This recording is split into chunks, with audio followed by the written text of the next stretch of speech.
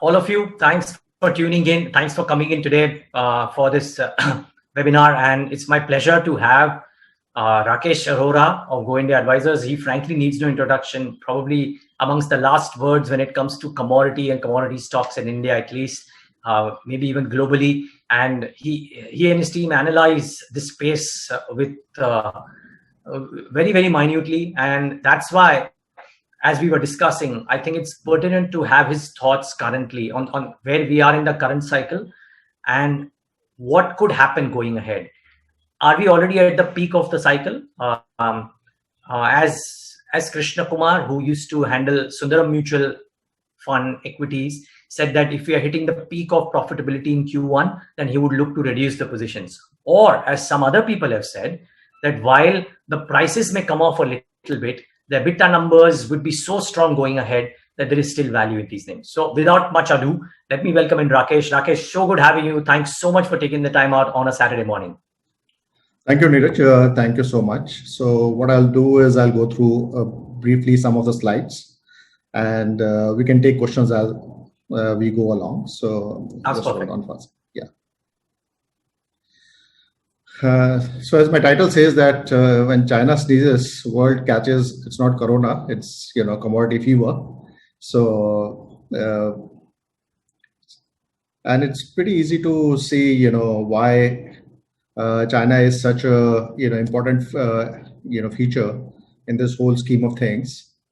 So as you can see, China is 19% of global population, and it is also 15% of global economy. But look at the contribution of Chinese consumption for various commodities. Kind of 50% is the norm. So anything which happens in China is a big driver. The next biggest consumer, if we take say example of steel, is India, and India is 5% of global. So look at the difference. So if actually, when I was doing the numbers, yesterday, China has added 5 Indias in last 5 years. So can you imagine that is the kind of growth China has seen in terms of steel. Now, the big driver for China has been urbanization, meaning, as countries get developed, they move more and more people to urban areas. And China's, urbanization story has been extremely strong. They've reached around 61%. They were around, I think, 40 odd percent in 2005. So last 15 years, they've added 20% people to urban population. Now, the big worry for everybody else is, are we reaching near to the peak in terms of urban population? So people will need less homes, and there will be less home construction. And construction is like 60% of steel demand for China. So most of the investors are very much worried. If you look at other developed countries like Japan or US, they are somewhere between 85 to 90% urbanization. And China itself has target of 75% urbanization by 2035. So in last 15 years, they've done 20% population. Next 15 years, they will do 15% population. So it's a little bit of decline, but still it's a long way to go. So it's not that the story is ending tomorrow. And when I look at per capita consumption, most of the people look at this left-hand chart, which is, the current per capita. And when they see this red line of China towering above, most of the other countries, except for, South Korea, people start to get worried. Oh, so much of steel, what is going to happen? But what one needs to look at is to look through the life cycle of the country. So that's why this right-hand chart is extremely important, is the cumulative steel consumption per capita. So from 1968, how much steel per capita has been consumed? And there, if you look, China is, still way behind what other countries have consumed per capita. So this story has still, so much of legs. But nobody has seen the kind of pace at which China has consumed steel, and that's why people are worried. But if you look at the big picture, the urbanization theme is still intact. The per capita consumption per person is still, far away from other countries. So despite the stories of ghost town, empty houses, this is not going to stop here. The world has been guilty of underestimating the steel demand for China. I think it's true for last 5 years. These are World Steel Dynamic forecasts, the blue dots, and the yellow one is the actual growth. So actual growth has been far, far superior than what the World Steel Dynamic forecasts have been from start of the year through the upgrades that they've done through the year. The blue dots that you see going up are upgrades. But China surprised all those upgrades in the last 5 years. And same is happening in current year also. Currently, China is growing its steel demand at 13-14%. And the forecast is 0 to 3%. So the second half, meaning we are forecasting like a 20% drop for this to meet, which looks unlikely at this juncture. So China is definitely on course to surprise on CY21 demand also. Now this will give you a picture of how the steel demand has moved through the 5-year brackets. So as you can see, last year China added almost around 350 million tons, and I was saying to you that India's total consumption today stands around 100 million. So look at what China is doing. And this is the forecast going forward from 2021 to 2025. And this is, by the way, the most bullish forecast on the street I've taken. I'm not taking the bearish forecast. So the most bullish forecast is saying 35 million ton addition in China's steel demand for the next 5 years. Now, 44 to 45 million ton is coming in CY21 itself. So basically, they are saying there will be no growth at all after CY21. And this tells me that, Street is doing the same mistake which they did in the last 5 years of underestimating China's demand. And actually, as a commodity analyst looking at this space for 20 years or so, the obituary of China's steel demand has been written many times. Okay. So, and I'm sure this is not the final time. Okay. Rakesh, sorry, before we move on to the next slide, and actually, I don't know if you want to just finish the steel inventory piece before I ask my question. I just had one small question. Yeah, so I was saying that despite all the demand which you have seen in the first half, the inventory remains pretty low. So it's not that it's getting accumulated and all that. There's more demand than what they can produce right now, and that is why commodity prices are where they are. Okay. Can I just slip in one question, Rakesh, here? So what you're effectively trying to say, and please correct me if I'm wrong, that you believe that the Chinese demand is not going away. You believe that the street at large is underestimating the kind of demand that will come in from 2022 to 2025, and that the inventory levels, despite the demand that we've seen in the last 5 years, are still low. And therefore, if the demand surpasses the modest estimates of the street, then there is no reason why steel prices, for example, should be correcting too much, which is what the street seems to be concerned about. Exactly. So that's exactly the thought I wanted to say, that China is not going away. It's not going to die tomorrow. It's going to live and thrive. There's more houses to be built, more infrastructure to be built, because there's still a lot of population which is living in poverty. Actually, pandemic has pushed the divide much larger between poor and rich. And in China, you mean? Across the world. Across the world. And also in China. Okay. And this would, so while we are more attached to stock market and we think everything is going fine, but the real economy is really struggling. And that is the reason why US is talking about $1 trillion of fiscal stimulus, and China has cut CRR on the first instance of a slowdown. So for a country which is ruled by an authoritarian government, the last thing they can, expect to do is have a revolt from the ordinary citizen. So for them, growth will always take priority over building ghost houses. So they will not stop till they are, 100% sure The other thing which one of the commentators on My Steel commented and which resonated with me is that Chinese population is going to decline sharply after a period of time. And it is quite possible that China would fast track the infrastructure build initially, while their population is still, not declining as much. So that kind of made sense to me because currently you have more, mouths to feed.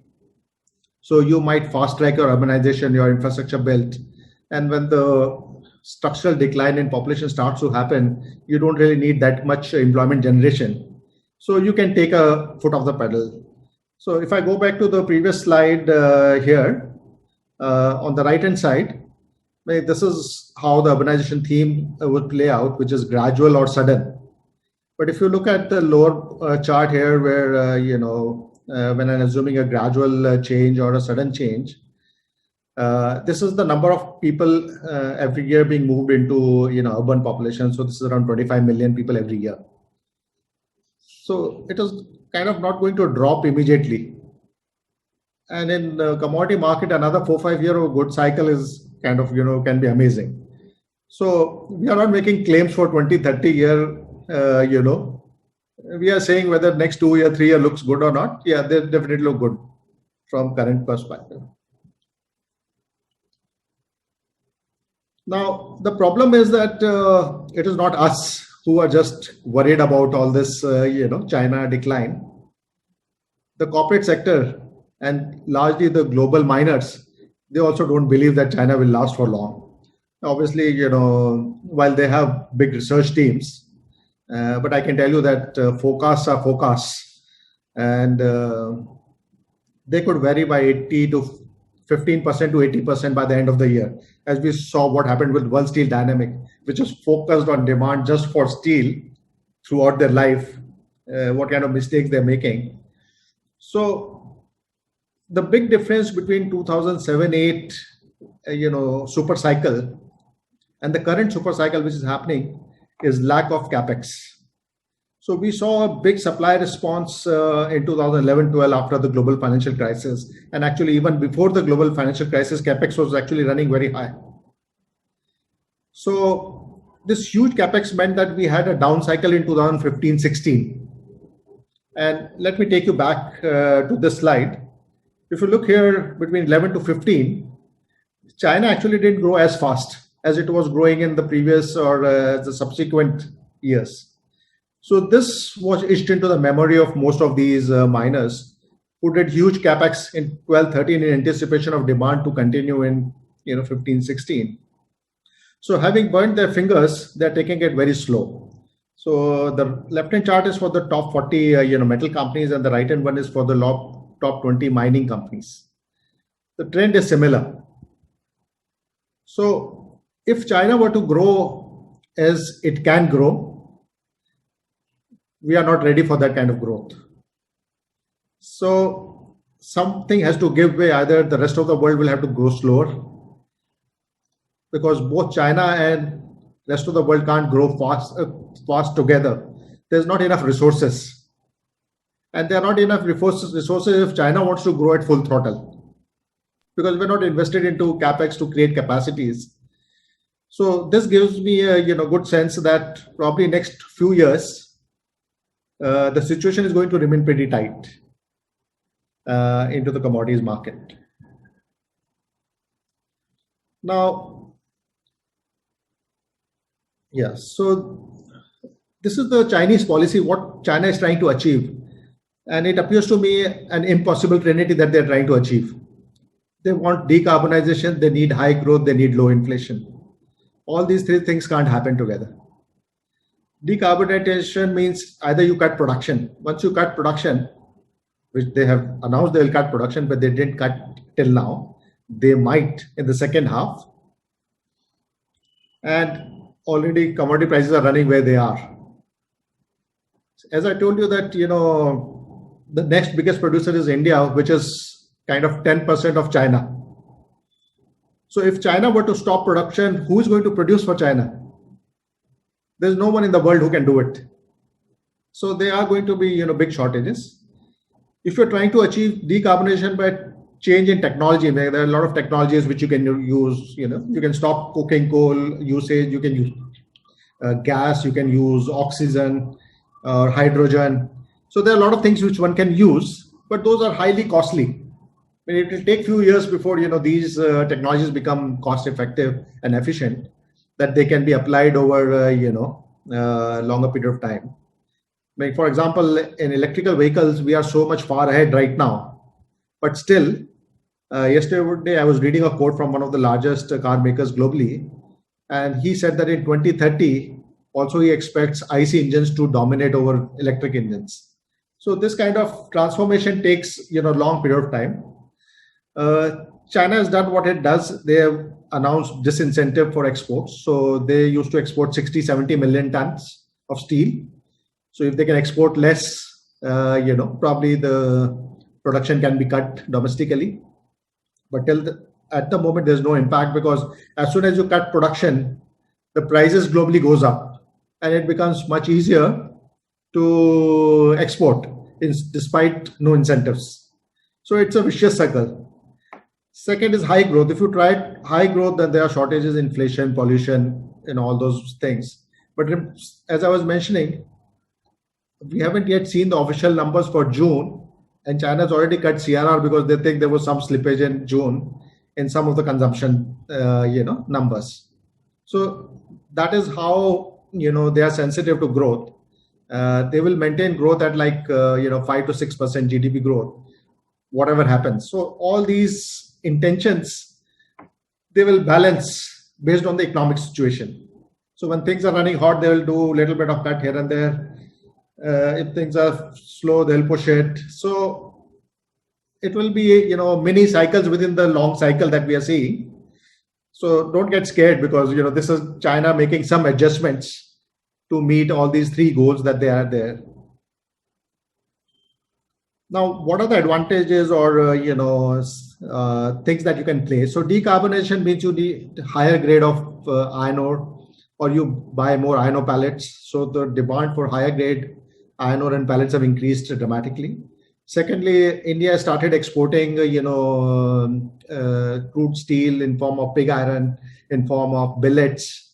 So China is importing more of higher value added iron ore, as you can say, instead of processing the iron ore themselves, because they want to cut their CO2 emissions.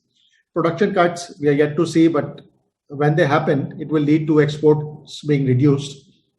The pricing power will shift to marginal players in the global world. So that's going to be the key theme, that steel prices can move up when this thing happens. And removal of export incentives. China was dumping material in the last few years, and they were providing 13% incentive on the steel price for exports. Now, even if I assume that average steel price was $500, it is currently at closer to $900. 13% is $60-$65. So at least this much prices have gone up immediately because China has reduced the incentive. So this is a big number when you start to think in terms of margins which Indian companies are making or the global companies are making. So the stage is set for a very prolonged cycle because China is not going away. Investment into mining capacity has been low, and the pricing power is shifting away from China to marginal producers. So we are in here for a higher for longer theme. There will be slow declines but no crashes because there's no supply response coming in, and we will end up at a level which is much higher than what we saw in the last 10 years. So this is the underlying theme. When I look at India, there's no room for steel prices to fall. Rakesh, sorry, just before we get to India, just one quick follow-up there, because then I'll get the audience questions later on once this is done. But just a couple of things really. You mentioned that if China doesn't grow, rather that China is going to grow, but both China and the world cannot grow together. My question is, even if China doesn't grow, the capex plans of the other countries, India is a small player or a marginal player in the larger scheme of things, but India has probably large capex. US has announced such a large infrastructure plan. So is it possible that even if China doesn't grow, the steel demand world over could continue to grow because US and Europe might be high consumers of steel? Unfortunately, no, because India is still a bigger player in context of the world. Okay. It's no match for China, but it is still a big player. It's the second largest, and it is growing. So we would need at least around 10 million ton extra steel every year. So if you're looking for next 5 years, we are looking at almost 50 million ton extra steel. And the world projections for extra steel in next 5 year consumed is 100 million for rest of the world. So 50 million is coming from India. India, okay. So India is important. Now, rest of the world is smaller countries. They are not Europe or China or US. They would grow only marginally, 1 or 2 million ton here. And while we're talking about the fiscal incentives, so let me tell you that the incentives which are being planned in US is largely for infrastructure and digital infra and all those things. That doesn't consume too much of steel. So there's one estimate which says that 1 trillion US stimulus is equal to 6 million ton of extra steel demand. That's it. Okay. So China is the thing that you have to keep a watch on. India on the periphery. Others don't matter. Others don't matter. Okay. Thanks for that clarification. Rakesh, just one quick follow-up. The decarbonization piece that you spoke about, would it mean that as we move towards better quality of production, the costs would rise, and therefore the cost of steel made via the the price of steel made via the existing processes may not necessarily correct too much, because the cost of the ancillary steel or ancillary commodities or ancillary products that are made, or the other products that are made via the new grade processes which are low on the carbon footprint, might anyways be high. That is true. The new technology initially will be very high cost, and I would say prohibitive. So what people will do is they'll try to fine tune the existing plants and try to reduce carbon emission, which is what most of the steel companies are doing. Okay. But there will be an equalization carbon tax which will come in. Europe has already announced, so based on various technologies, they'll impose, carbon tax. So if Indian producer is trying to export to Europe, they'll have to pay the equalization tax there. Got it. Okay. Yeah. So costs are definitely going to go up, and that is one of the factors which I've not really covered in detail here, which is going to support higher steel prices, but may not mean higher margins. Okay, fine. So kind of nullifies the impact. Okay. Yeah, please carry on, Rakesh. The Indian thing, and then of course, once you're done with this, we'll throw the floor open for questions. There are about 20 already, so I'll try and take as many as I can. Yeah. So basically, I was saying is that Indian steel prices are still, this is slightly old chart from March, but we are at least 15% below, the world average, and or import from China, as I would say rather. Chinese prices, until unless iron ore prices collapse, the Chinese steel mills are hardly making any money right now. So there's very little scope for Chinese steel prices to come down, and for Indian steel prices to go down from the discount where they are looks extremely difficult. There was a minor cut by the players on 1st of July because domestic demand has been reeling under both the second wave and monsoon. But come say August, September, I think we should start seeing increases in Indian steel prices again. And just wanted to mention that the production is already running at pre-COVID highs. So it's not that new production can come in and there's any disruption. So steel prices will definitely go up in the second half of the year after a pause that we have seen in the last 2-3 months. Now, this is the sustainable margins which I have really penned out. So basically, I've taken 12-year averages for these companies. So like Tata Steel is doing a per ton margin of 14,000 rupees or so. If I add that $65, which is around 4,800 rupees because of the China reducing its export incentive, the new margin, which on average, so it can go up and down below this. And just to give you a hint, while Q4 margin for Tata Steel was 27,800, the current run rate on spot rates is around 33,000. Okay, so what we are talking about is a 50% drop from current rates. And just to translate this into dollar per ton, we are talking about at least $200 per ton, reduction. So let me go back to the previous chart. So basically, if Chinese price is around $900 right now, and we are say 15% below, so we have $150 below already, and then street is building in another $200 decline. So we are saying $350 decline from the current price. So we are saying from 900 will go down to 600 or lower, which is a very conservative assumption. And I haven't put the FY23 assumptions by the consensus. They are lower than this by at least 15%. So consensus is totally, way below not only current but possible sustainable margins. And obviously they've never seen these kind of numbers, so they are worried putting it into their models. Now, to value these companies, I think price to book is the best metric for at least the retail shareholders, investors who are looking at this program right now. It's very easy because you buy when price to book is low and you sell when price to book is high. You don't have to worry about the cycle, etc. You don't have to calculate EV/EBITDA, and because EV/EBITDA works totally opposite.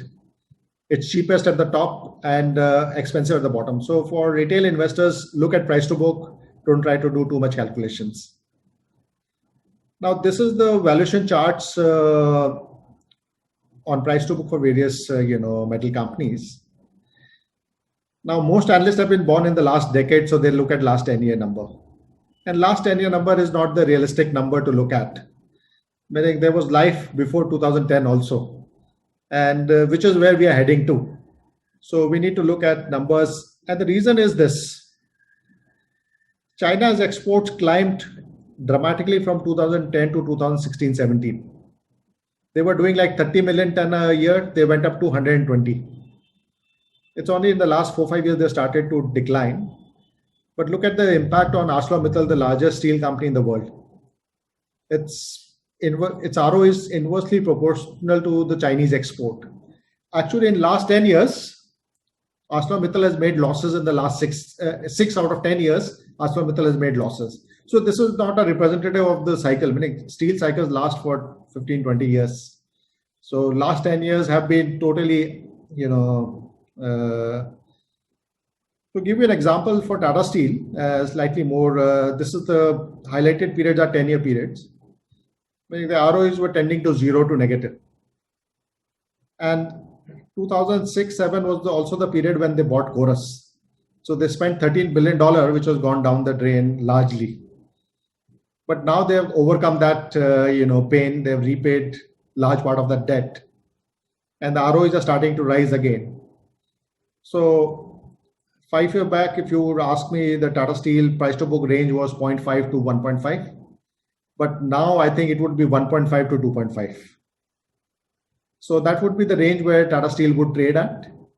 And despite what the consensus is building in, the conservative numbers, the book value for Tata Steel in FY20 is estimated to be closer to 1,000 rupees.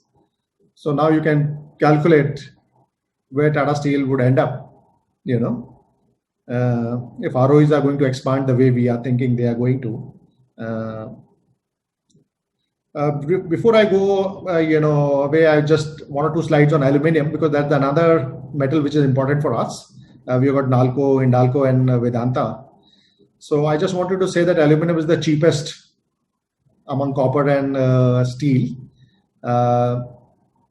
There's a 3x3 rule that normally I follow, because aluminum is 3 times more higher strength than steel. So you need 1/3 the quantity. So it should normally trade at 3 times steel price.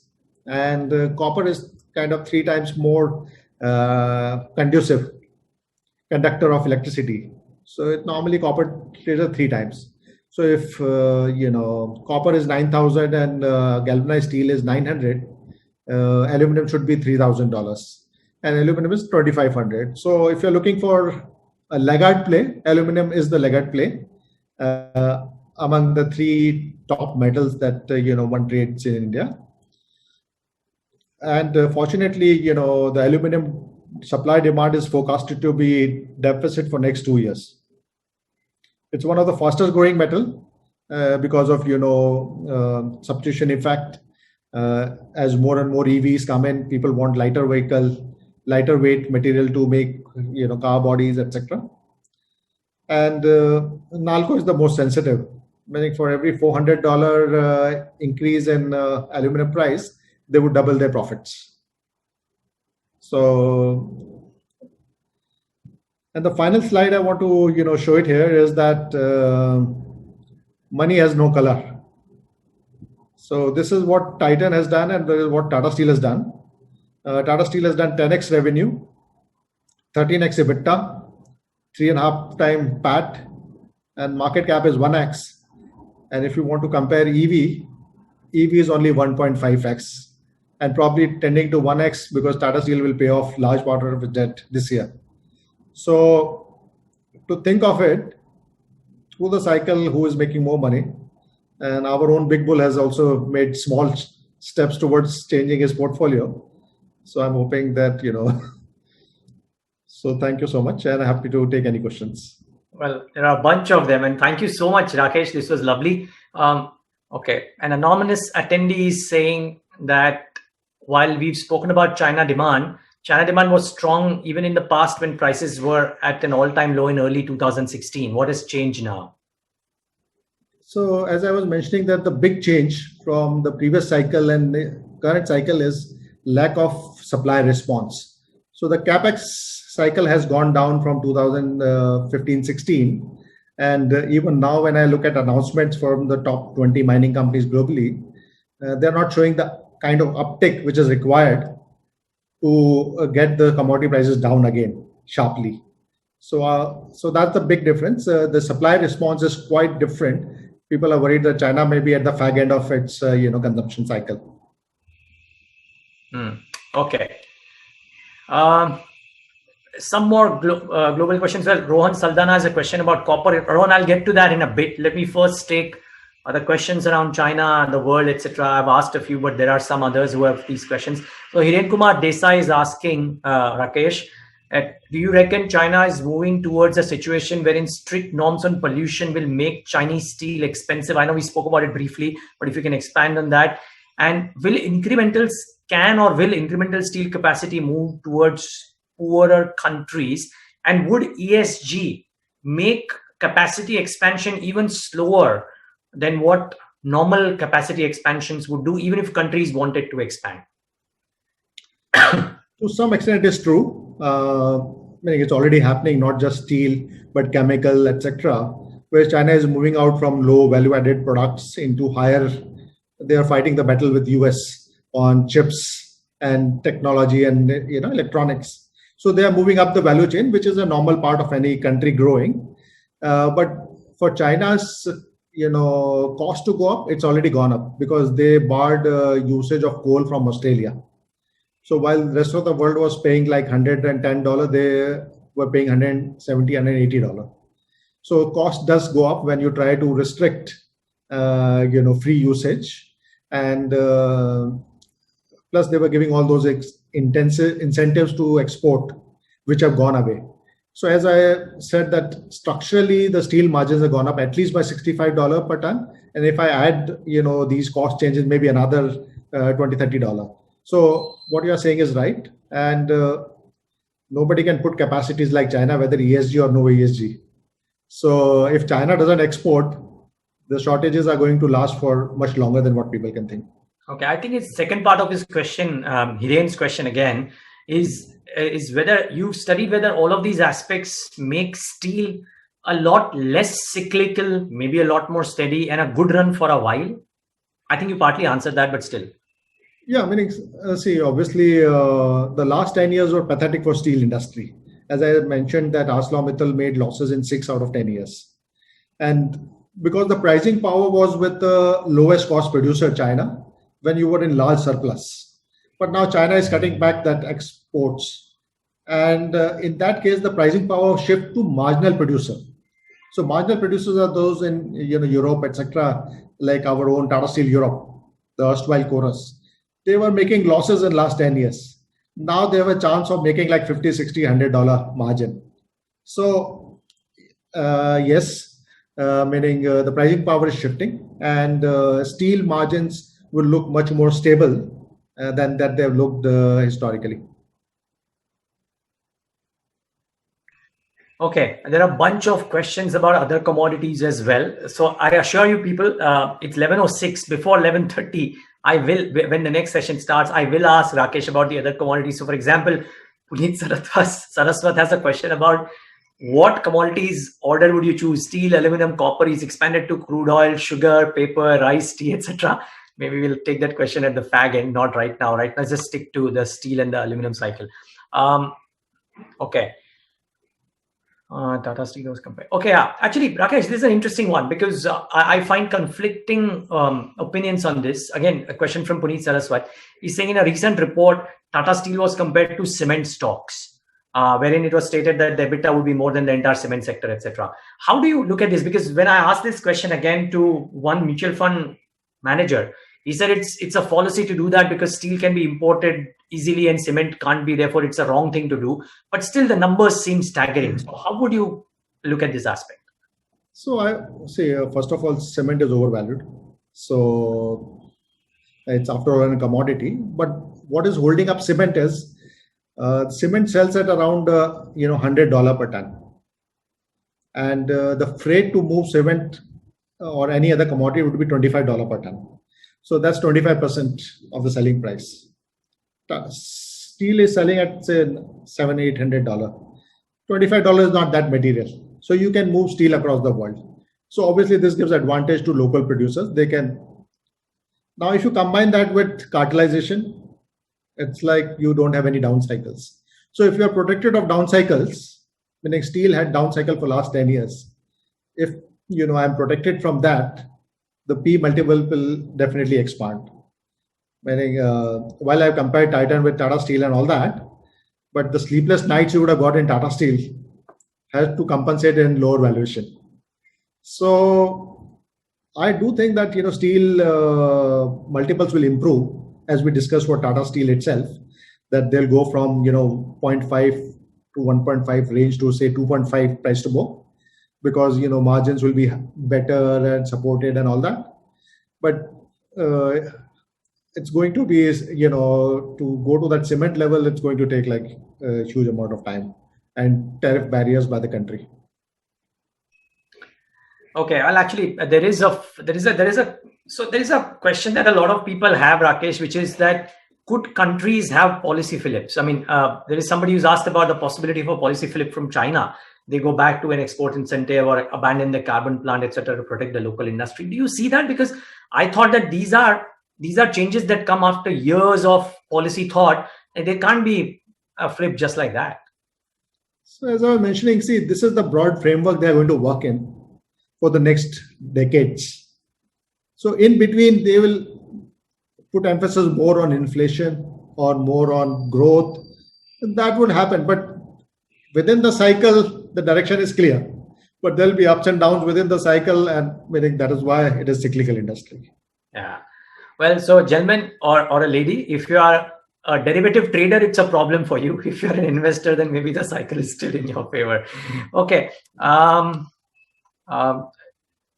There is a very interesting question, Rajgopal, from you, but I'll have to skip that because I don't want to talk about banking. This is not a session for that. Maybe I'll try and take it if at the end there is time. Mayank Maheshwari is asking a question for aluminum demand and scope, but we can extend it to almost any other two. His question, though, Rakesh, is this. He wants to understand the future aluminum demand and scope and whether an integrated downstream player like a Hindalco might be a better play than Nalco, and maybe couple that up with the valuation differential that might exist between a fully integrated player versus a non-integrated player, if you will, because I think most of the market understands that an integrated player is better. See, I'm also amazed that why Hindalco is trading at such low valuation, because it's not a commodity company, strictly speaking, because it is a converter. So it is into, and actually this is the largest buyer of aluminium per se. Meaning they are the largest buyer. They buy 3 million ton of aluminium, either in form of scrap or ignot or whatever. So they are buyer of aluminium. They convert it, do value addition, and sell it to auto industry and your beverage can industry, etc. So as a converter, their margins are much more secure, stable, and they should be like compared with cement industry in terms of valuation. But because of the India business, which is cyclical, they are getting clubbed into that same bracket and they're trading at such low valuation. So from a longer term perspective, if you ask me, obviously, Hindalco makes more sense. But now if we are talking about commodity and that aluminum moving up, then, the delta lies with more pure plays. Okay. Rakesh, would you go as far out as saying that this is a steel and an aluminum? I mean metals. Are we in the midst of a metal super cycle? Are we at the peak, which might last for a bit, or are we still in a long time format, still at the start or on the nascent stages of a super cycle? Are we in one? Now, see, it's a difficult question to ask because super cycles are born when there's a new trend. So 2000, there was a super cycle starting because China was just starting to do urbanization. I don't see any other country taking up that mantle in the near future, meaning with all regards to India and fast growth and 5 trillion economy, it's going to be no match for China, at least for the next few years. So I think we are, in that extended cycle from China, and world recognizes that it's an extended cycle, so they are not investing, and this is leading to an extension of the cycle. So I won't say it is a super cycle, but I would say that it is an extended cycle. Now, how long can it last? It can last for 5 years, 10 years, I don't know, but at some point, supply response might also come in. Because if things last, people will eventually put in more money, and because their returns are high. So I think as a commodity investor, let's focus on getting our next 1 year right. Let's not worry about 5-year, 10-year themes. Well, actually, that's really a more practical way to look at it. I hope that helps you. Actually, speaking of capex, a bunch of the cement company or other steel companies have announced capex plans already, right? So Rakesh, I was looking at an Ambit report which downgraded JSW Steel, saying it's a perennial capex play. What are your thoughts on this capacity additions? And actually, somebody's asked this question as well, that this capacity expansion plans by all these steel companies, do they get absorbed within the Indian demand itself, or could we look at a problem of overcapacity in 4 or 5 years' time? I know you said don't look at 4 or 5 years, but still I'm asking you. See, first of all, Indian demand supply doesn't matter much, except for a marginal, premium on the global price. Secondly, the total expansion in the next 5-year plant is around 25 million ton. Now, we are 100 million ton consumption country, growing at 7-8%. So we need around 10 million ton every year. So 25 is actually underkill. Meaning, don't go by announcements. We had announced 300 million ton capacity to be achieved in 2010, 2020, 2030. If we can achieve in 2040, it will be great. So don't go by announcements. Okay. So in which case, Rakesh, I'm just asking you, I know we don't look at decades, but do you look at this maybe 2 years out or 3 years out, or are you as well, with all your knowledge, strictly looking at it on an annual basis? So see, the way I look at it, forecasting is extremely difficult, and one should avoid forecasting because you can be wrong by so many years. So when I look at the sustainable profitability of these companies and whether I am getting it cheap on sustainable numbers or not. Right now, when I look at them, they are looking extremely cheap on sustainable numbers. And that's why I'm saying, okay, buy. So I'm not trying to predict whether steel prices will go up tomorrow or down tomorrow. I'm saying if they sustain at the number which I think, whether it is beneficial for me to buy, I'll make return on that or not. So that is the only thing I'm trying to answer here, that sustainably stocks are undervalued because Street wasn't prepared for this kind of deleveraging which has happened. If you look at EVs have not changed much.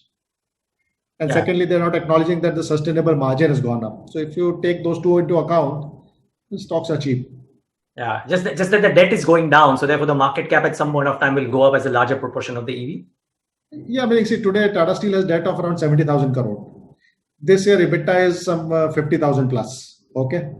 You mean FY22? FY22. That's the consensus estimate. Now, Street is assuming debt will go down by 10,000 crore or 15,000 crore because they think Tata Steel will do capex. But that capex will bring its own earnings. So one should not look at capex, which is, So when I look at the current business, it is a debt-free business by end of FY22, earning a stable margin of say 35-40,000 crore. What value should I give? Even if I give like 6 times, it is like 2,40,000 crore. Current market cap is 1,50,000. So when I look at these numbers, I say, okay. Now, what return they will make on reinvestment, that's a different ball game and we have to look into it. But when you're giving 6 times EV beta, you're not really looking at the future. Future is when you're saying 20 times EV beta, then you're looking at future earnings. Sure. No, but the point being that with the capex announcements that they are doing and the EBITDA they are earning, the Street may not be completely off the ball, right? Because they might reduce debt by only say 15-20,000 crores. Capex, yes, is future earnings, but it is future earnings. The earnings will probably come in 2-3 years out, right? So for the current year FY22, the debt reduction may not be as much. It will be 15,000 crores for Tata Steel, for example. Yeah, I'm saying that. So that's what the Street is looking at. Right. I'm saying that's not the right way to look at it. Okay. Because when you are doing EV EBITDA calculation, you should reduce capital work in progress. Because that is an investment into, today you are buying Zomato. It's not earning anything, right? But it is projected to earn something. So you do DCF. So what you can do is you can give a multiple to this capital work in progress. If you think it's going to be loss making or low return, you give half time. If you think it will earn more than 12% your cost of capital, then you give 1x. So that way you can do some adjustment, but don't get lost into that capital work in progress and miss out the sharp earnings that we are seeing from existing assets. Before I go on Tata Steel, I just want to mention that Tata Steel's iron ore mines are going to expire in 2030. So they are going to fast track the monetization of iron ore in the next 10 years. So I think Street should also start and think about that. That next 10 years, Tata Steel might have a higher than average earnings growth. Rakesh, Rahul Chaudhary's asked about what the impact of the cost of increase in prices of raw materials be like. So, from Indian perspective, there are two categories. One is integrated players, others are non-integrated. So for Tata Steel, SAIL, Godavari Power, who have their own iron ore, they are just exposed to coking coal. So coking coal prices have gone up. They've gone up from 110 to almost $170, $180. And so that's around the $30-40 per ton steel margin compression. But apart from that, for other companies like JSW, etc., who buy more, their iron ore costs have also gone up. So it depends on which company you're looking at. So unless coking coal prices go up very sharply, the cost impact is $20-30 probably on the margin. Okay. Have you made any estimates about what's the quantum of steel export that Indian companies could do? And do you have any forecast on prices, or did you, as you said, that you are just looking at a range in which they could move because it's difficult to forecast? Yeah, forecasted I left long back. But what I can say is that looking at the current scenario, for the next 2 years, probably Chinese steel prices, which is the most important, Chinese export steel prices, they should range between $700 to $800, which historically used to trade more like 600. Okay. So I would project that next 2 years, this is where it should trade. Then it all depends on how China wants to take its production and at what rate it wants to grow. So as I said, there could be mini cycles. They might put the foot off the pedal for some time. Prices may correct, then it will go up. But eventually, Street is building at less than $600 that we discussed. Yeah, so Street would be upgrading the numbers only, I think. Okay. Well, Mukesh Asnani, I hope that answers your question. Now, Mr. Palaniappan, I hope I'm pronouncing the name correctly, asking about, or Miss Palaniappan, asking about whether do you see equal or proportionate growth possibilities for all the Indian steel majors? Meaning, I think in the last 10 years, only large companies have been able to grow because they had the balance sheet, they were able to borrow from the banks. Now, some of the smaller steel mills have been able to deleverage given the cycle. So, smaller steel companies will also come into fray in terms of growth now. So, equal opportunity, it has never have equal opportunity in India because after all the things which happened with Indian banks, only the best ones will be able to get credit. So if you are big enough, too big to fail, you have more opportunities for growth. And it's true for every other sector. Bigger are becoming bigger. So it's no different. There are at least two questions on the disconnect or the investor approach towards private versus PSU metal companies, and the two PSU metal names, the aluminum player and the steel player, are at a discount to the private ones, maybe naturally with reason. How would you compare the two? I mean, as in, how do you compare the PSUs versus the privates? Well, see, first of all, PSUs are inefficient, that we all know, for reasons sometimes beyond their control. Number two, they have the best assets, so which is also the other positive for them. The third is that now policies are getting more clearer, even for PSUs. So now we know that if NMDC or SAIL has to renew its mine, how much royalty they'll have to pay. There's no ifs and buts after the recent regulation. So I would say that PSUs will get re-rated. Number three, in upcycle, the worst player becomes the best performing because the delta is very high. So we are into that stage right now. PSUs might outperform the private sector because of the inefficiencies and the benefit that they have. Okay. Okay. Neha Bajaj is asking about what would the impact of demand be once tapering starts and interest rates increase. I think Neha, Rakesh did mention that 4 or 5 years out is probably too long a time frame. But Rakesh, you want to take a quick check here? We have about 7 minutes left, but I'll try and take as many as I can. Yeah, I mean, see, this whole liquidity impacts commodities which are frequently traded on exchanges.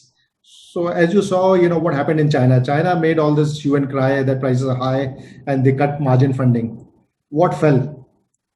What fell was aluminium, to some extent, copper, and but look at iron ore. It's back to already all-time high.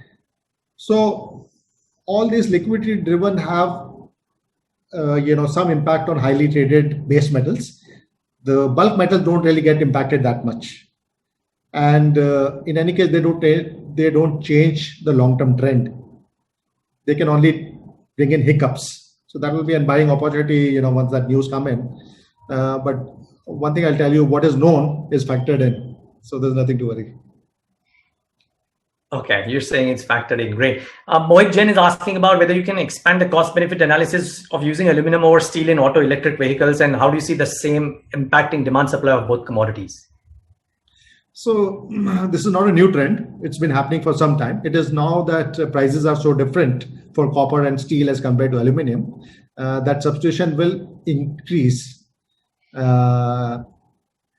It takes normally 6 to 8 months for substitution impact to become visible, because it's not that tomorrow you have aluminum cheap, you will put aluminum. Designing, ordering, supply chain. So aluminum will catch up in the next 12 to 18 months. It's already starting to outperform. If you look at it, it's the best performing metal in the last 3 months as compared to aluminum and steel, copper and steel. So I think the trend is already visible. Okay. Viewers, last 4 minutes for this presentation. Remember, I'll not ask him questions about the price tip book and then other numbers, because he's already spoken about that. And if you are a part of this webinar, a lot of you are asking about whether you get the recording or no. If you've attended the webinar, then you will get it. If you, for whatever reason, you don't get this or Shankar Sharma's presentations, the website publishes both of these presentations Monday or Tuesday. So next week sometime, even on Thursday or Friday, if you go in and search for these, you will get this entire interaction as is. So that's my limited answer. So the price to book calculations and the numbers, etc., Rakesh has already spoken about, and the charts are there. I'll try and take a quick 2 or 3 questions before we wrap up. Rakesh, other commodities, we promised people we'll talk about them. So briefly you have, but steel versus aluminum versus copper versus whatever else, where are you most bullish on? Well, see, all of them move in a pack. So it's not that one will run away and other will not. But having said that, as I said, aluminum is the cheapest one among the three. So aluminum is slightly higher above steel. And other commodities, I mean, you can't really compare soft commodities with hard commodities. They are totally different ball game. So within this, I would say my ranking is obviously aluminum, steel, and then copper. Okay. You already, there is a question about stainless steel as well. And it's a distinction that a lot of people fail to make. Rakesh, quick thoughts here. There are 2 or 3, which is I'm asking you. Is it in the same kind of a cycle, same bucket? There are not too many large companies, maybe. Any thoughts here? No, see, stainless steel is a totally different fish of the pond. You can't compare it with the normal steel. And for that matter, I don't even cover it. It is so small in the global context. So I would say that we have one company. You have to do company-specific research. And there are a lot of developments happening in that company. So it's more company-specific, nothing to do with the steel cycle. It's more to do with nickel cycle, stainless steel, rather than the steel itself. So if you can follow the nickel cycle, you will have a better handle when to buy those stainless steel stocks. Okay. You reckon that a larger portion of the steel or the Indian steel companies' movement ahead would be linked to the quantum of debt that they reduce as well, Rakesh? Or as you said, you don't have to bother about it too much, because if they don't reduce debt, they're putting up capacities which will earn earnings in the next few. And just a word, I think a lot of messages float around about how much the EBITDA numbers for some of the existing players would be in FY22 versus the whole of FY21 versus the whole of FY20, etc. Do you reckon that can last, just looking at where we are in the cycle? So see, FY22 is largely into the bag. So we know where we are headed, meaning we are just into the second half. But FY23 is where the game begins. And I think Street is overly conservative there. So FY22, probably, there'll be a little bit more upgrades coming in, but FY23, I think there'll be sharp upgrades as we come to the start of that year. And so that is where the re-rating will again pick up once we start seeing FY23 upgrades. Okay. Rakesh, any concern, quick 30 seconds, any concern on this? We've presented a very bullish scenario. What is the fallback? What are the concerns here?